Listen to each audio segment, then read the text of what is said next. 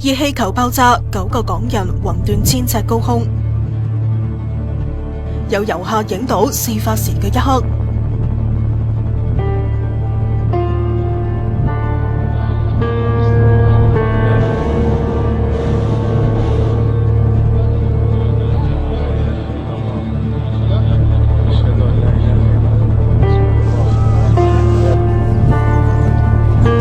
原本開開心心嘅熱氣球神禧之旅，不幸變成爆炸慘劇。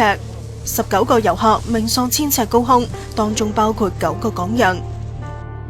警城由一個10入埃及包團，當中9個團友自費參加落屬嘅熱氣球活動，連同12個遊客以及駕駛員準備去睇日出。點知喺臨降落嘅時候突然着火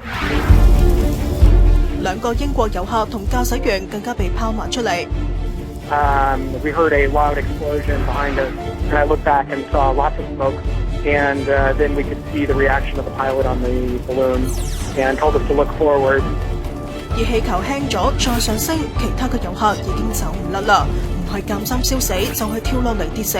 最後熱氣球喺附近嘅蔗田墜毀，剩低嘅只有屍骸。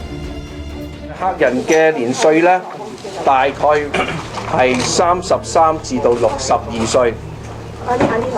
其中4位係男士，5位係女士。我哋相信，因為由佢哋個報名嘅資料得出呢，佢哋應該係有3個家庭嘅組合嘅成員嚟嘅。除咗9個港人之外，其餘嘅死者包括有日本、英國、法國、匈牙利嘅遊客同埋埃及嘅導遊。生還嘅駕駛員仲有70%嘅皮膚燒傷。遺體喺尋晚已經移送到去首都開羅，等候家人認領。有目擊者話，當時有8個熱氣球升空，但係點解呢一個會爆呢？